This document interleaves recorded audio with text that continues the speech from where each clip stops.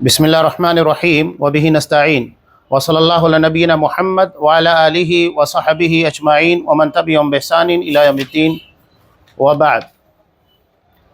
क़ाल अल्लाहु तबारक व तआला कुल अतुअल्लिमूना अल्लाह बिदीनिकुम वल्लाहु यअलमु मा फ़िस समावाति व मा फ़िल अर्द वल्लाहु बिकुल्लि शैइन अलीम। तमाम किस्म की तारीफ़ात अल्लाह रब्बुल आलमीन वहदहु ला शरीक के लिए लायक व ज़ेबा हैं, जो सारी कायनात का तन्हा खालिक व मालिक है। और बेशुमार दरूद व सलाम हो अल्लाह के आखिरी नबी जनाब करीम मुहम्मदुर रसूलुल्लाह सल्लल्लाहु अलैहि वसल्लम की दात मुक़द्दसा पर। मोहतरम हाज़रीन, असर हाज़िर की चंद बिदात की मिसालें यहाँ पर बयान की जा रही थी, जिसमें से पहले नंबर के पर था मिलादुन नबी सल्लल्लाहु अलैहि वसल्लम के जलसे, जिसके बारे में तफसील के साथ पिछले दर्स में गुफ्तगू हुई। अब यहाँ दो अहम मौजू और भी है, जिसके पर इंशाअल्लाह ये किताब तकमील की इंतहा को पहुँचेगी। दूसरा है जगहों, ठिकानों और ज़िंदा व मुर्दा लोगों से तबर्रुक हासिल करना। और उसके बाद तीसरे नंबर पर है इबादात के मैदान में अल्लाह के तक़र्रुब के लिए बिदात अंजाम देना। अब यहाँ तबर्रुक का मतलब क्या है? शेख सालेह अल फौज़ान हफ़िज़ुल्लाह बयान करते हैं कि तबर्रुक का मतलब है बरकत तलब करना, किसी चीज़ में खैर का साबित होना और ज़्यादा होना, और खैर के पायदार होने और ज़्यादा होने का मुतालबा। अब ये तमाम चीज़ों के अंदर है, इंसान अपने माल औलाद के अंदर, अपने कारोबार के अंदर, अपने उम्रों के अंदर, किसी भी चीज़ के अंदर बरकत का तालिब हो कि अल्लाह ने जो नेमतें उसे अता की है उसमें ज़्यादती हो जाए, तो ये तबर्रुक इसी चीज़ को कहा जाता है। अब यहाँ एक बहुत अहम मुद्दा इसके पर बयान करते हैं कि ये उसी की जानिब से मुमकिन है जो उसका मालिक हो और उसकी कुदरत रखे। दो अहम चीज़ों का तज़किरा किया कि जब हम बरकत तलब कर रहे हैं तो लाजमी तौर के पर वो चीज़ जिससे तलब की जा रही है उसकी मिल्कियत में हो। बिल्कुल आसान मिसाल अकीदे के बाब में अक्सर बयान की जाती है। अल्लाह तबारक व तआला ने सूरह फातिर के अंदर क्या बयान किया कि वल्लज़ीना तदऊन मिन दूनिही ला यमलिकून मिन क़ित्मीर, कि जो लोग अल्लाह को छोड़कर गैरुल्लाह को पुकारते हैं, अल्लाह के सिवा कोई भी हो, चाहे वो नबी हो, फरिश्ता हो, पीर हो, वली हो, बुजुर्ग हो, मज़ारों के पर जाओ, कहीं पर भी। रवाफिज हज़रत अली रज़ी अल्लाह तआला अन्हु को हाजत रवा मुश्किल कुशा मानते हैं, किसी को भी माना जाए। कुरान कह रहा है मा यमलिकून मिन क़ित्मीर, वो खजूर की गुठली के पर मामूली सी झिल्ली होती है, उसके भी मालिक नहीं। जब उसके मालिक नहीं तो वो चीज़ें देंगे कहाँ से? अब बिल्कुल आसान सी मिसाल है कि ये मेरा कलम है, मैं इसका मालिक हूँ। अब कोई शख्स इस कलम को मेरे अलावा किसी और से तलब करे तो क्या उसे मिल सकता है? बिल्कुल नहीं मिलने वाला है। तो अल्लाह ने बिल्कुल वाज़े तौर पर कहा कि तमाम चीज़ें हकीकत में अल्लाह ही की मिल्कियत है। जो हम कहते हैं ना कलमा इस्तिरजा कि इन्ना लिल्लाहि व इन्ना इलैहि राजिऊन, हम अल्लाह ही के हैं, यानी अल्लाह की मिल्कियत हैं। अल्लाह हमारा मालिक है और उसी की तरफ लौट कर जाना है। हर चीज़ अपने मालिक की तरफ ही लौटती है, ये उसका बिल्कुल वाज़े मफ़हूम है। तो यहाँ पर ये वही बयान कर रहे हैं कि उस चीज़ का मालिक हो, यानी जो चीज़ तलब की जा रही है वो उसकी मिल्कियत में हो और उसके पर कुदरत रखे। और ये सिर्फ अल्लाह तबारक व तआला को ज़ेब देता है, किसी और को ज़ेब नहीं देता। चाहे आप किसी पीर वली बुजुर्ग किसी के बारे में भी ये सोचिए, ना तो वो किसी ज़र्रे के मालिक है और ना कुदरत रखते हैं कि वो चीज़ अता कर सके। अब मुर्दों के बारे में तो सवाल ही नहीं होता है, जब वो हमारी आवाज़ ही नहीं सुनते। कुरान ने साफ कहा कि इन्नका ला तुस्मिउल मौता वला तुस्मिउस सुम्मद दुआ, कि आप मुर्दों को अपनी आवाज़ नहीं सुना सकते, ना बहरों को। बहरा एक एतबार से तो जिंदा होता है, खाना पीना जिंदगी के तमाम उमूर और मशागिल को अंजाम देता है, लेकिन अल्लाह ने उसको समात से महरूम कर दिया, सुनने की सलाहियत से महरूम है। नतीजा क्या हुआ कि वो जिंदा होने के बाद जिंदगी के तमाम आसार के बावजूद भी हमारी आवाज़ नहीं सुन सकता। तो सोचिए कि जो मुकम्मल तरीके से मर चुका, जिसकी रूह को कब्ज़ कर लिया गया है, वो कैसे हमारी आवाज़ सुनेगा? और बिलफर्ज अगर वो सुन ले तो क्या जिस चीज़ का हम उससे मुतालबा कर रहे हैं क्या वो अता कर सकता है? नहीं, ना मालिक है ना कुदरत रखने वाला। اور اس کے ساتھ ساتھ قرآن مجید یہاں ایک اہم چیز اور بھی ہے مردوں کے تعلق سے، کہ حقیقت میں مردہ زندوں کا محتاج ہوتا ہے، نہ کہ زندہ مردے کا۔ یہی وجہ ہے کہ آپ صلی اللہ علیہ وسلم اور آپ کی سنت کے پر عمل کرتے ہوئے گاہے بگاہے کوئی خاص مواقع کے پر نہیں قبرستان جانا چاہیے اور وہاں تمام مرحومین کے لیے، مردہ لوگوں کے لیے دعا کرنا چاہیے۔ اس کا مطلب یہ ہے کہ وہ ہمارے محتاج ہیں، وہ ہماری دعا کے محتاج ہیں، نہ کہ زندہ مردوں کا محتاج ہے۔ تو یہ بالکل واضح پیغام ہے جو شریعت اسلامیہ نے دیا ہے۔ اب یہاں انہوں نے وہی کہا کہ رہی بات مخلوق کی جن سے تبرک حاصل کیا جاتا ہے، اور چاہے وہ مال کے اندر ہو یا اولاد کے اندر، زندگی کے کسی بھی معاملے کے اندر، تو مخلوق اس برکت کے عطا کرنے پر قادر نہیں ہے، اور نہ اس کے ایجاد کرنے پر، اور نہ ہی اسے باقی وہ ثابت رکھنے پر۔ کسی چیز کے پر مخلوق کو قدرت نہیں دی گئی ہے۔ پس جگہوں، ٹھکانوں اور زندہ و مردہ لوگوں سے تبرک حاصل کرنا جائز نہیں ہے۔ یہ بالکل واضح پیغام ہے جو یہاں پر دیا جا رہا ہے۔ اب یہاں اگر کوئی شخص کسی زندہ یا مردہ سے تبرک حاصل کرتا ہے تو اس باب میں دو باتیں ہیں۔ پہلی بات کہ اگر وہ کسی چیز کے اندر یہ عقیدہ رکھتا ہے، بعض لوگ جیسا کہ قبروں کے پر سمجھتے ہیں کہ اس قبروں پر جانے سے ہمیں اولاد مل جائے گی، یا ہماری زندگی کے اندر کوئی مصیبت پریشانی آئی ہے وہ حل ہو جائے گی۔ اگر کوئی شخص صاحب قبر سے ہی عقیدہ رکھتا ہے کہ وہی اپنے طاقت اور قدرت سے کام کر رہا ہے، تو اس کے شرک اکبر ہونے میں کوئی دو رائے نہیں، وہ بالکل کھلا ہوا شرک ہے، اس لیے کہ اللہ کے اختیارات کو ایک مردے کو، غیر اللہ کو دے دیا گیا ہے۔ اور دوسرا، وہ وسیلہ بنتا ہے شرک کا۔ اگر کوئی یہ سمجھے کہ فلاں قبر پر جانے پر، فلاں کی مزار کے پر جانے کے بعد ان کے ذریعے سے اللہ ہمیں روزی دے گا، اولاد دے گا، زندگی کی مشکلات دور کرے گا، تب بھی یہ شرک اصغر بن جاتا ہے، اس لیے کہ ہم اس چیز کو وسیلہ مان رہے ہیں جو برکت کا، تبرک کا وسیلہ ہے ہی نہیں۔ تو یہ دونوں چیزیں ہیں۔ اب یہاں بڑے تفصیل کے ساتھ انہوں نے جو باتیں بیان کی ہیں، تو ان دلائل کو دیکھنے کے بعد واضح ہو جاتا ہے کہ تبرک کی جو شکلیں ہمارے یہاں ایجاد کر لی گئی ہیں وہ نہ تو نبی کریم صلی اللہ علیہ وسلم کی زندگی میں تھی، اور نہ ہی صحابہ نے آپ صلی اللہ علیہ وسلم کی وفات کے بعد اسے اختیار کیا۔ جیسا کہ آپ صلی اللہ علیہ وسلم، صحابہ نبی کریم صلی اللہ علیہ وسلم کے بال سے، لعاب سے، اور وہ چیزیں جو آپ کے جسم سے جدا ہوتی تھیں ان سے تبرک حاصل کرتے، یہ تو طے بات ہے۔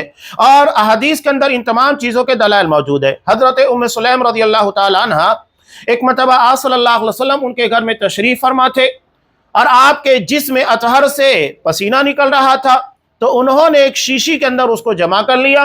اللہ کے رسول صلی اللہ علیہ وسلم بیدار ہوئے، کہا کہ ام سلیم یہ کیا کر رہی ہو؟ کہا کہ آپ کے پسینے کو جمع کر رہی ہوں، یہ ہماری خوشبوؤں میں سب سے بہترین خوشبو ہے، ہم اسے خوشبو میں ملا کر استعمال کرتے ہیں۔ تو آپ صلی اللہ علیہ وسلم نے اجازت دی، روک ٹوک نہیں کی۔ تو آپ زندہ ہیں، آپ کے جسم سے نکلی ہوئی ایک چیز ہے، اس سے تبرک حاصل کیا جا رہا ہے، کوئی مسئلہ نہیں، لیکن یہ آپ کی زندگی کے ساتھ خاص ہے۔ ایسا نہیں کہ آپ صلی اللہ علیہ وسلم کی وفات کے بعد، جیسا کہ یہاں پر دلیلیں دی جا رہی ہیں کہ آپ صلی اللہ علیہ وسلم کی وفات کے بعد اصحاب کرام آپ کے حجرے یا آپ کی قبروں سے جا کر تبرک حاصل کرتے تھے، نہیں۔ اگر کوئی قبر واقعتاً تبرک کے قابل ہوتی تو نبی کریم صلی اللہ علیہ وسلم کی قبر سب سے زیادہ مستحق تھی، لیکن صحابہ نے کبھی آپ کی قبروں کے پر جا کر کوئی تبرک حاصل نہیں کیا۔ بہت مشکلات، بہت پریشانیاں آئی، اور ان کی زندگی کے اندر بہت مسائل پیدا ہوئے، کبھی بھی آپ صلی اللہ علیہ وسلم کی قبروں کے پر جا کر انہوں نے آپ کے قبر سے یا آپ کی چیزیں، آپ کے حجرے سے برکت حاصل نہیں کی۔ تو یہ آپ کی زندگی کے ساتھ خاص ہے۔ تو جب یہ نبی کے ساتھ ہے تو کسی ولی کے بارے میں تو سوال ہی نہیں ہوتا، نہ تو اس کی زندگی کے اندر اور نہ اس کی وفات کے بعد۔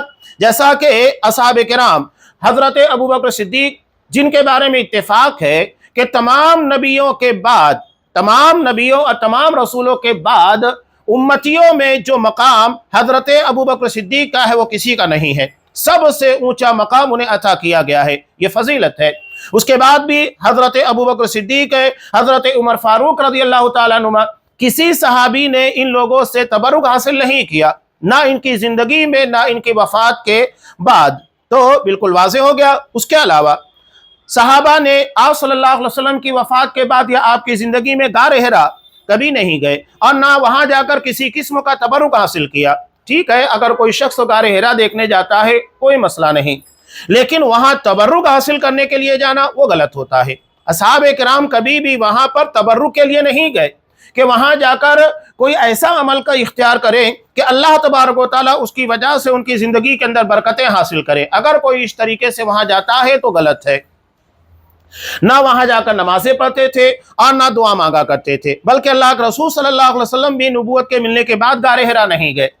नबूवत के मिलने के बाद से आपको कोई प्रूफ नहीं मिलेगा, सबूत नहीं है कि आप सल्लल्लाहु अलैहि वसल्लम उसके बाद भी गारे हिरा जाते थे। इसके अलावा और बहुत सारी जगहें, चाहे वो मदीना मुनव्वरा हो कि असहाबे किराम ने मदीना मुनव्वरा को बोसा दिया, उसका इस्तिलाम किया हो, या मक्का, कहीं नहीं। हालांकि ये इंतहाई बाबरकत मकामात है। अब मक्का की इससे बढ़कर फजीलत क्या हो सकती है कि वहाँ काबतुल्लाह है, अल्लाह का पहला घर। उसके बाद भी साहबा ने कभी तबर्रुक के लिए उसको इस्तेमाल ही नहीं किया, और ना मदीना मुनव्वरा को, ये बिल्कुल वाज़ेह है। और ना अल्लाह के रसूल सल्लल्लाहु अलैहि वसल्लम के कदम जहाँ पर पड़े हो वहाँ तबर्रुक हासिल किया या वहाँ पर जाकर नमाज अदा की हो। ना आप सल्लल्लाहु अलैहि वसल्लम की छोड़ी हुई चीज़ आपने अपनी उम्मत के लिए उसे छूना या बोसा देना जायज़ करार दिया, ऐसा कुछ भी आपको नहीं मिलता है।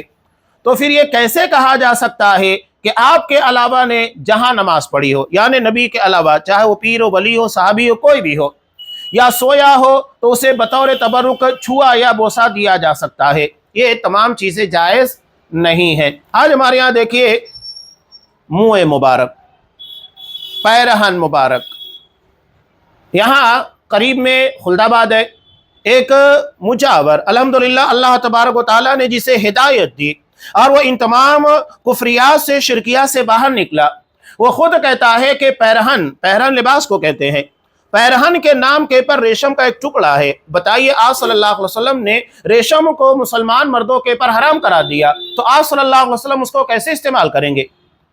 वो एक रेशम का टुकड़ा है, हम उसे लोगों को बताया करते थे, देखो ये अल्लाह के रसूल सल्लल्लाहु अलैहि वसल्लम का पैरहन, आपका लिबास है जिसे आपने इस्तेमाल किया। खुला हुआ धोखा, और किसी को करीब नहीं आने देते और ना फोटो लेने दिया करते थे, फौरी तौर के पर देखते जाओ, आगे बढ़ते जाओ। ये खुला हुआ धोखा है, दीन के नाम के पर दुकानदारी चला जा रही है। ये उन लोगों ने बयान किया जो खुद वहां मौजूद थे और लोगों के साथ इस तरह की धोखाधड़ी करते थे। अल्लाह ने तौफीक दी तो इन तमाम किस्मों की शिरकियात से बाज आ गए। तो वो ये सारी चीजें बता रहे हैं। आज भी आप देखिए कब्र के पर चाहे चादरों को चढ़ाना या कोई और तबरुक के लिए इस्तेमाल करना, ये तमाम चीजें दरअसल एक धंधा बना हुआ है। वही चादर आप इधर खरीद कर ले जाकर चढ़ाएंगे, पलट कर उसी जगह आ जाएगी, ये मामला है। यानी अपनी तिजारत को दीन के लिबादे और नाम के पर इस्तेमाल किया जा रहा है और खूब तरक्की कर रही है, खूब कमा रहे हैं। लेकिन ऐसे लोगों के लिए सिर्फ दुनिया है, आखिरत नहीं है। ये अंजाम बड़ा भयानक होगा। ये अमल कुफ्र और शिर्क के दायरे में आता है। तो इसके अलावा मुँह मुबारक, उसकी ज़ियारत करना, उसके बारे में हैरत होती है कि नबी करीम सल्लल्लाहु अलैहि वसल्लम का मुँह मुबारक मदीना में तो है नहीं, जहां आपने अपनी ज़िंदगी का एक बड़ा हिस्सा गुजारा, या मक्का, वहां पर नहीं है, लेकिन बकिया दुनिया के तमाम हिस्सों के अंदर पाया जाता है। और ये कैसे आप उसे प्रूफ करेंगे कि हाँ वो नबी का मुँह मुबारक है, नबी का बाल है? एक शख्स ने बहुत प्यारी बात कही थी कि मुँह मुबारक के ताल्लुक से कहा कि लाओ मैं उसे जलाऊंगा, कि अगर वो जल गया तो मैं उसे कहूंगा कि मुँह मुबारक नहीं है, और अगर नहीं जला तो मान लूंगा कि हाँ ये मुँह मुबारक है, नबी करीम सल्लल्लाहु अलैहि वसल्लम का बाल है। कहा कि ये क्या बात हुई? उसने कहा कि जिस आग ने हजरत इब्राहिम खलीलुल्लाह अलैहिस्सलातु वस्सलाम को नहीं जलाया, वो नबी के बाल को कैसे जलाएगी? लेकिन ये सारी चीज़ें ढकोसला है, शोबदाबाजियाँ हैं, लोगों को धोखा देने के लिए इस्तेमाल की जाती है, चल रहा है, गोरख धंधे हैं। अब इसके बाद है इबादत के मैदान में अल्लाह के तकर्रुब के लिए बिदात अंजाम देना। ये इबादत के मैदान में, और बिदात इबादत में ही होती है, ऐसा नहीं है कि देगर उमूर के अंदर। और यहाँ एक बात बिल्कुल वाज़ेह रहे कि बिदअती हमेशा झांसा देने के लिए, शुबहा पैदा करने के लिए जब हम बिदात का रद्द करते हैं तो क्या कहता है कि अगर नई नई चीज़ों का इस्तेमाल करना गलत है तो अल्लाह के रसूल सल्लल्लाहु अलैहि वसल्लम के ज़माने में कहाँ टू व्हीलर, फोर व्हीलर या हवाई जहाज़ थे, तो इन तमाम चीज़ों में सवारी करना भी बिदअत हो गया, इसलिए कि अल्लाह के रसूल सल्लल्लाहु अलैहि वसल्लम ने नहीं किए। देखिए दुनियावी उमूर और शरई उमूर दोनों जुदा जुदा हैं, ये खलत मलत करते हैं। और इतना ही अगर इन लोगों को दुनियावी उमूर के ताल्लुक से बिदअत का खतरा है। तो इन लोगों को देखिए, लोग क्या करते हैं, बहुत सारे मकामात के पर शिद्दत पसंदी इन लोगों के देखिए इतने बड़े जाहिल होते हैं। एक तरफ दीन के पर ऐसी ऐसी बिदात अंजाम देते कि अल्लाह रहम करे, और दूसरी तरफ अपने आप को इतना बड़ा मुत्तबे सुन्नत साबित करने की कोशिश करते हैं कि इनसे बड़ा जाहिल कोई नहीं। लाउड स्पीकर कहा कि नहीं, अल्लाह के रसूल के ज़माने में इस्तेमाल नहीं होता था, नहीं करेंगे। बहुत सारे जाहिल आज भी ये काम करते हैं, बल्कि शुरू में तो इसे बिदअत कहते थे कि बिदअत है, अल्लाह के रसूल ने कभी भी माइक को इस्तेमाल नहीं किया। उसके अलावा लाइट्स उसे इस्तेमाल नहीं करना है। दुआ करते वक्त तो इंसान के अंदर आजिज़ी खाकसारी पैदा और लाइट से बंद कर दो। आज भी ये चीज़ें की जाती है। उनके बहुत सारे इज्तिमात के अंदर देखिए कि जब दुआ का मौका आता है इज्तिमाई तौर के पर, जो कि खुद बिदअत है और बिदअती लोग ही अंजाम दे रहे हैं, तो उस वक्त तो ये सारे लाइट्स को बंद कर देते हैं अंधेरे में। और उस वक्त तो खाकसारी के साथ जिस तरह अल्लाह से हम दुआ मांगेंगे, हम लाइट्स के अंदर, रोशनी के अंदर नहीं मांग सकते, यानी बिदअत के पर बिदअत। तो ये उन लोगों का अपना तरीका है। तो बिदअत के ताल्लुक से एक बात याद रखिएगा कि बिदअत ये इबादत के मैदान में होती है, ना कि दुनियावी उमूर में। अल्लाह के रसूल सल्लल्लाहु अलैहि वसल्लम ने दुनियावी उमूर के ताल्लुक से कहा, अंतुम अअलमु बि उमूरि दुनियाकुम, कि तुम तुम्हारे दुनियावी कामों को ज्यादा बेहतर जानते हो, लिहाजा उसमें इजाजत दी गई। जैसा कि ताबीर नखल का मामला था कि खजूरों के नर और मादा फूलों को मिलाकर उसके जरिए खजूरें ज्यादा आती थी, उसे ताबीर नखल कहते थे। अल्लाह के रसूल सल्लल्लाहु अलैहि वसल्लम ने एक साल मना किया तो खजूरें कम आई, तो अल्लाह के रसूल ने कहा कि तुम अपने दुनियावी मामलात को ज्यादा बेहतर जानते हो, लिहाजा अपने एतबार से जो टेक्निक हो सकती है इस्तेमाल करो। ये तो आपने खुद इजाजत दी, लेकिन दीन के मामले में बिल्कुल वाज़ेह कहा, मन अहदस फी अमरिना हादा मा लैसा मिन्हु फवरत, कि जिसने हमारे इस दीन के अंदर कोई ऐसा अमल इख्तियार किया जिसके पर हमारा हुक्म नहीं था, वो मरदूद है, उसे रद्द कर दिया जाएगा, ठुकरा दिया जाएगा। उसके पर सवाब नहीं बल्कि उसे सजा मिलेगी, जज़ा की तसव्वुर नहीं किया जा सकता। तो इबादत के बारे में एक बात याद रखिए, उसूल है, इबादत में असल तौकीफ है। तौकीफ का मतलब क्या होता है, जो अमल जैसे जिस वक्त जिस अंदाज में बयान किया गया उतना ही करना है। ना तो हम वक्तों के अंदर कमी बेशी कर सकते हैं, ना कैफियत के अंदर किसी किस्म की कमी बेशी कर सकते हैं, नहीं। और कैफियत जो बयान की गई है, इज्तिमाई को इनफरादी, इनफरादी को इज्तिमाई नहीं कर सकते, जो जैसे बताया गया वैसे ही रहेगा। और ये अल्लाह के रसूल सल्लल्लाहु अलैहि वसल्लम के इस फरमान के मुताबिक जो बुखारी मुस्लिम वगैरह के अंदर है कि जिसने कोई भी ऐसा काम किया, मन अमिला अमलन लैसा अलैहि अमरुना फहुव रद्द, कि जिस पर हमारा हुक्म नहीं वो मरदूद है। अब ये लोग कितने होशियार होते हैं, हलवा ये खाएंगे, फातिहा खानी ये करेंगे, दलील हमसे मांगते, कहते हैं कि कहाँ मना है कि फातिहा नहीं कर सकते, कहाँ मना है कि हलवा नहीं खा सकते, ये हमारे से हमसे दलील मांगते हैं। यानी बिदअत तुम अंजाम दोगे, दलील हम तुमको देंगे। अल्लाह के रसूल ने बिल्कुल वाज़ेह कहा कि जिसने भी कोई ऐसा अमल किया जिस पर हमारा हुक्म नहीं मरदूद है, तुम हुक्म ला के दिखाओ कि अल्लाह के रसूल सल्लल्लाहु अलैहि वसल्लम ने इसका हुक्म दिया है, दलील तुम दोगे, बिदअत तुम इख्तियार करोगे, दलील हम नहीं दे सकते। दलील हम इस बात की देंगे कि वो नहीं करना है इसलिए कि नबी ने नहीं किया। अब बिल्कुल आसान सी मिसाल अक्सर हम दिया करते हैं कि सज्दा बहुत अच्छी इबादत है। अल्लाह के रसूल सल्लल्लाहु अलैहि वसल्लम ने कहा, मुस्लिम की रिवायत, अक़रबु मा यकूनुल अब्दु मिन रब्बिही व हुवा साजिद फ़अक्सिरुद दुआ फ़क़मिनुन अन युस्तजाब लकुम, कि बंदा जब सज्दे में होता है तो अल्लाह से बहुत करीब होता है, अल्लाह की रहमत से बहुत करीब होता है, तो उसमें ज़्यादा से ज़्यादा दुआएं मांगो, उम्मीद है कि तुम्हारी दुआएं कबूल की जाए। तो क्या इस बुनियाद के पर एक रकात के अंदर 2 के बजाय 3 सज्दे किए जा सकते हैं?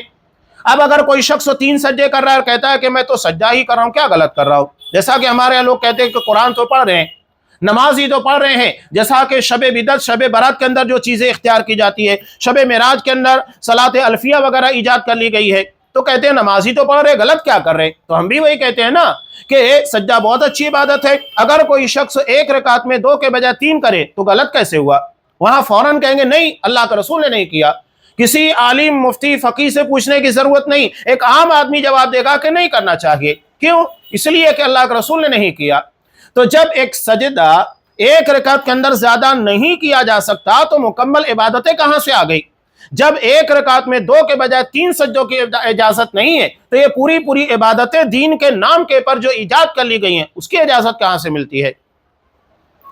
तो अब यहां बहुत सारी चीजें जो बयान की जा रही है, कि ये जो बिदात हैं इबादत के मैदान में, नमाज के लिए बुलंद आवाज़ से नियत करना, जैसा कि हमारे यहाँ उमूमन चलता है कि फ़ला इमाम के पीछे फ़ला मस्जिद के अंदर पता नहीं क्या क्या कहते हैं, मुँह मेरा किबले की तरफ, ये तमाम चीज़ें दिल के साथ अपनी ज़बान से भी की जाती है, ज़बानी नियत होती है कि मैं नियत करता हूँ फ़ला फ़ला नमाज अल्लाह के लिए पढ़ूँगा, बिदअत है। अल्लाह के रसूल सल्लल्लाहु अलैहि वसल्लम से न सहाबा से किसी से साबित नहीं है। अल्लाह के रसूल सल्लल्लाहु अलैहि वसल्लम ने बिल्कुल वाज़ेह कहा कि इन्नमल आमालु बिन्नियात, तमाम आमाल का दारोमदार नियतों पर है, और नियत दिल के इरादे को कहा जाता है, ज़बान से नहीं। हाँ, ज़बान से हज और उम्रा के वक्त साबित है, वो की जाएगी, लब्बैक हज्जतन व उम्रतन, तो वहाँ साबित है, वहाँ आप ज़बान से नियत करेंगे। बकिया इबादत के अंदर इसका सबूत नियत का जो अल्फाज के साथ या जहरी आवाज़ के साथ है उसका सबूत नहीं है। सूरह हुजरात में अल्लाह तबारक व तआला ने बिल्कुल वाज़ेह कहा, कुल अतुअल्लिमून अल्लाह बिदीनिकुम, कि ऐ नबी इन मुद्दईयान ईमान से कहो, क्या तुम अल्लाह को अपने दीन की इत्तला दे रहे हो कि ऐसा करना चाहिए? शरीयत अल्लाह बनाता है, तुम नहीं। तुम शरीयत के मुताबिक चलने वाले हो, शरीयत साज नहीं हो। शरीयत के मुताबिक तुम्हें चलना है जो ऑर्डर दिया जा रहा है, ना कि तुम्हें शरीयत बनाने का हुक्म दिया गया है। तो अल्लाह ने वही कहा कि ये लोग अल्लाह को इत्तला दे रहे हैं कि अपने दीन के मुतालिक, वल्लाहु यअलमु मा फिस समावाति व मा फिल अर्द, हालांकि अल्लाह आसमान और ज़मीन की तमाम चीज़ों को जानता है। तो क्या वो इबादत के तौर तरीके नहीं जानता, और वो तुम्हें इबादत के तरीके नहीं बताएगा कि तुम्हें अपनी मर्जी से इख्तियार करने की ज़रूरत पेश आ गई है? हालांकि अल्लाह आसमान और ज़मीन की हर चीज़ को जानता है और हर चीज़ का इल्म रखता है। अब इसी में से है नमाज के बाद इज्तिमाई दुआ करना। फ़र्ज़ नमाज के बाद जो इज्तिमाई दुआ की जाती है ये भी बिदात में से, इसलिए कि अल्लाह के रसूल सल्लल्लाहु अलैहि वसल्लम ने वहाँ पर अज़कार का हुक्म दिया जो नमाज के बाद मसनून अज़कार है, बुखारी मुस्लिम वगैरह की रिवायात से साबित। अब यहाँ पर देखिए कि जहाँ एक बिदअत जन्म लेती है वहाँ से सुन्नत डाली जाती है। तो होता क्या है, लोग इज्तिमाई दुआ जो कि बिदअत है उसका एहतमाम करते हैं, लेकिन मसनून अज़कार का एहतमाम नहीं करते। बल्कि अगर लोगों की अक्सरियत को पूछ लिया जाए तो मसनून अज़कार पढ़कर सुना भी नहीं सकते। जो चीज़ नबी से साबित है और वो अज़कार इतने अहम है और उसकी फजीलत और उसके अंदर जो अल्फाज और मानी है उसी के पर गौर कर लिया जाए तो इंसान को किसी दुआ की ज़रूरत ही नहीं रह जाती, सारी चीज़ें समेट दी गई हैं। अब यहाँ नबी ने एक वक्त के बारे में कहा कि वह नमाज के बाद दुआ की कबूलियत का वक्त है, तो और दुआ नहीं बताएंगे, ये कैसे मुमकिन है? अल्लाह ने हमको इबादत के लिए पैदा किया, वमा खलक़तुल जिन्न वल इंसा इल्ला लियअबुदून, मैंने जिन व इंस को महज अपनी इबादत के लिए पैदा किया, और इबादत का तरीका ही नहीं बताएगा, ये कैसे मुमकिन है?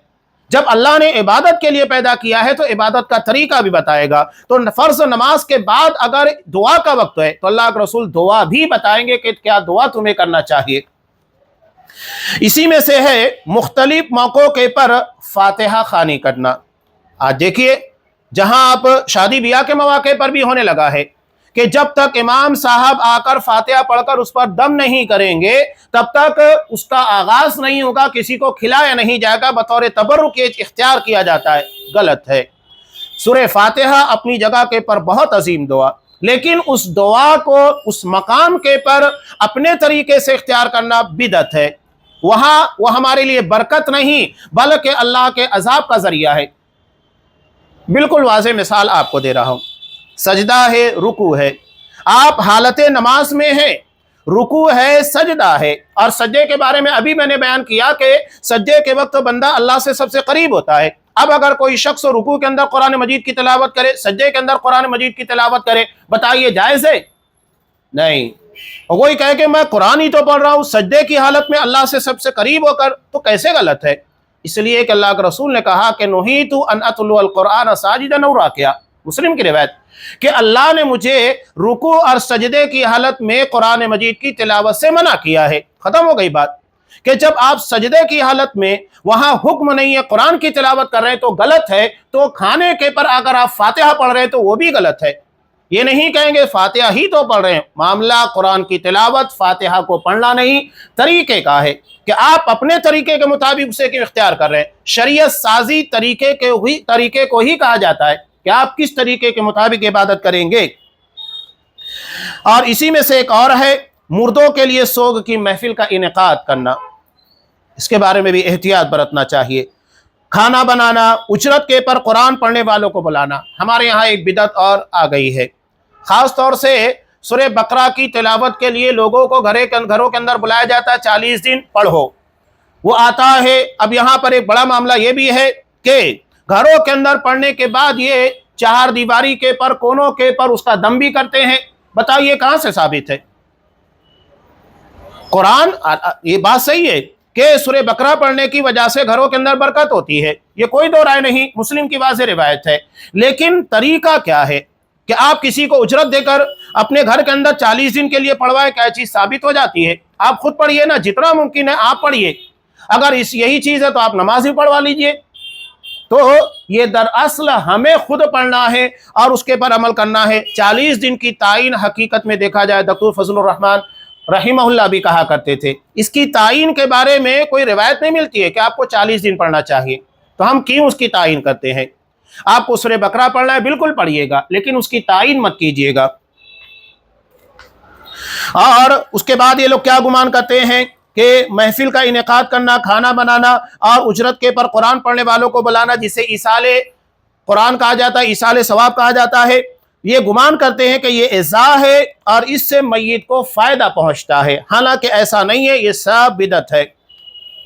अब इसी में से है किसी मुनासिबत पर दीनी जलसों का इनेकाद करना, जैसे इसरा व मिराज की मुनासिबत से और हिजरत नबी की मुनासिबत से।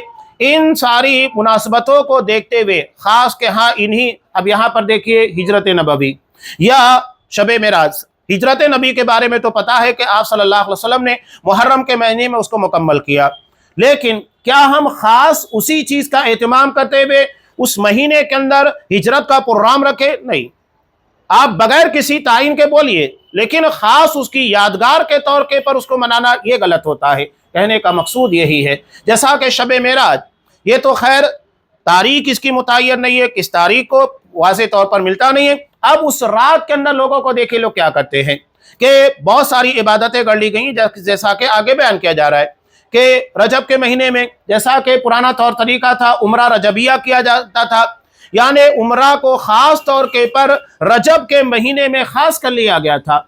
एक चीज़ आम है, आप कभी भी उम्रा कर सकते हैं, कोई मसला नहीं, लेकिन उसे ख़ास कर लेना कि रजब के महीने में ही करना है, ये बिदअत है। एक आम चीज़ को ख़ास नहीं किया जा सकता और ख़ास को आम नहीं किया जा सकता। जैसा कि अल्लाह के रसूल सल्लल्लाहु अलैहि वसल्लम ने इब्न माजा की रिवायत कि अगर कोई शख्स अपने घर से तहारत इख्तियार करता है, उसके बाद मस्जिद क़ुबा आता है, वहाँ पर नमाज अदा करता है, तो उसे एक उम्रे का सवाब मिलता है। ये ख़ास है एक जगह के लिए, उसको आम नहीं किया जा सकता। अब अगर कोई शख्स मस्जिद हराम भी इस तरीके से चला जाएगा, उसको उम्रा का सवाब नहीं मिलेगा। ये सिर्फ मस्जिद क़ुबा के लिए ख़ास है, किसी और मस्जिद के लिए नहीं। यानी जो चीज़ जिस मकाम के लिए, जिस वक्त के लिए ख़ास की गई है, उसे आम नहीं किया जा सकता, और आम चीज़ों को किसी वक्त के लिए ख़ास नहीं किया जा सकता। इसी में से सूफिया के मुख्तलिफ किस्मों के अस्कार आप देखते हैं क्या क्या नहीं करते हैं। हक्की लगाना, देखिए एक पढ़ता है, उसके पीछे सारे लोग पढ़ते रहते हैं अल्लाह अल्लाह अल्लाह। क्या होता है इससे? आप सल्लल्लाहु अलैहि वसल्लम ने कोई भी जिक्र ये सिर्फ एक लफ्ज़ के पर नहीं रखा, बल्कि एक मुकम्मल जुमला होता है। ये नहीं कि अल्लाह अल्लाह अल्लाह करते रहें, नहीं, बल्कि एक मुकम्मल जुमला होता है जिससे कोई माना अदा होता है, कोई मफहूम समझ में आता है।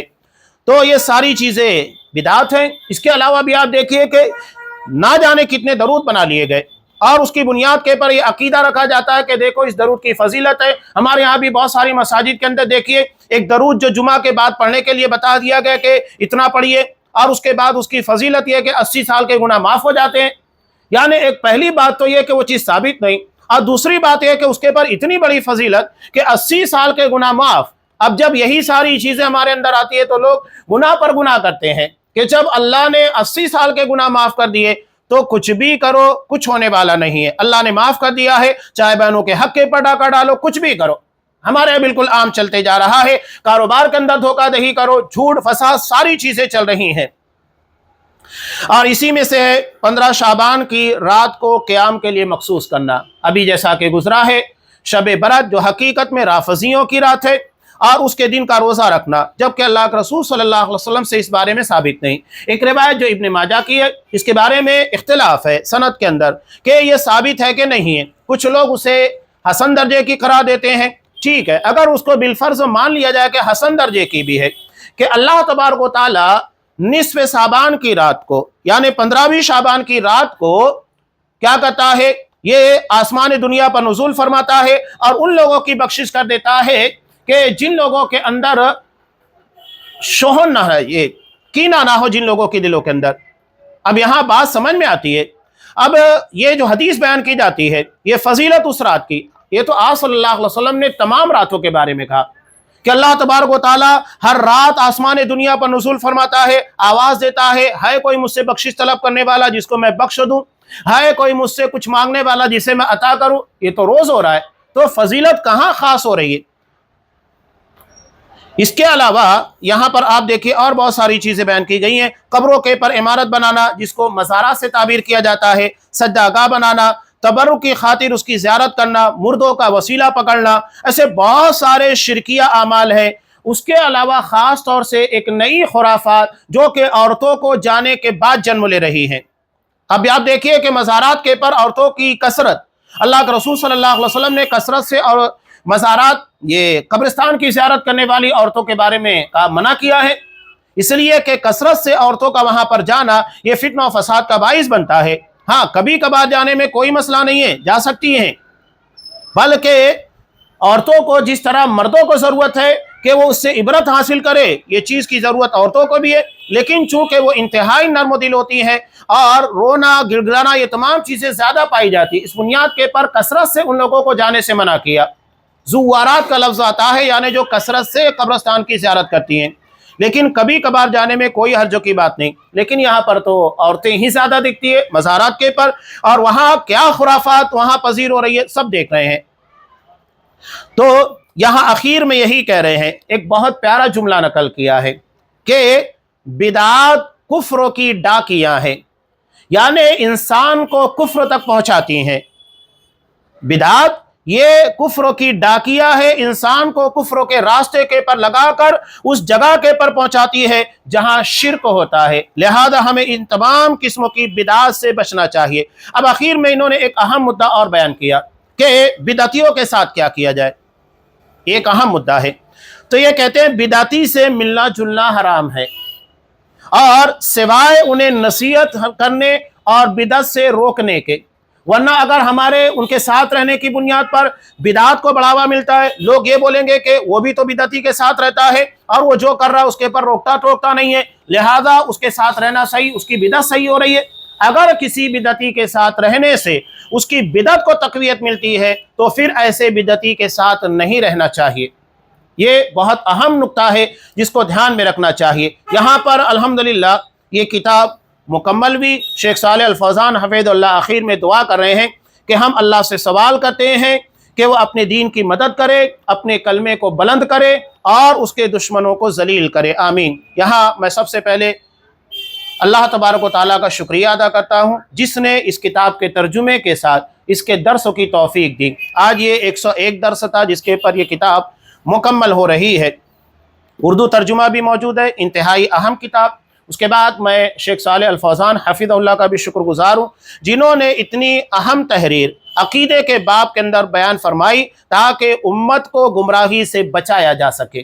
یہ اصلاً عربی میں تھی اور اسے اردو کے اندر ٹرانسلیٹ کیا گیا، ترجمہ کیا گیا، ترجمانی کی گئی ہے تاکہ اردو دا طبقہ بھی اس سے مستفید ہو سکے۔ الحمدللہ یہ کتاب شائع بھی ہو چکی ہے ممبئی سے بھی اور دیگر جگہوں سے بھی، تو میں ان کا بھی شکر گزار ہوں کہ اللہ نے مجھ کو توفیق دی کہ ان کی کتاب کو آپ لوگوں تک ترجمانی کی شکل میں پہنچا سکوں، اور خاص طور سے میں ان احباب کا بھی شکر گزار ہوں جنہوں نے اس کتاب کے ترجمے کے ساتھ اس کے درس کی تحریک دی، اور جن لوگوں نے اپنا مالی تعاون پیش کیا، اور اس کے بعد میں تمام شرکاء کا بھی شکر گزار ہوں کہ جنہوں نے اس کتاب کے درسوں کو چاہے آف لائن یہاں آ کر موجود ہو کر سنا یا آن لائن جو یوٹیوب کے پر ویڈیوز کی شکل میں ڈالے جاتے اس سے استفادہ کرتے ہیں، اور اس میں جو بھی خیر ہے وہ اللہ تبارک و تعالیٰ کی طرف سے ہے، اور اگر کسی قسم کی غلطی یا شر ہے تو میرے اور شیطان کی طرف سے، اللہ تبارک و تعالیٰ اسے معاف فرمائے، اور اسی کے پر اس کا اختتام ہوتا ہے۔ اب ہمارے یہاں استاد محترم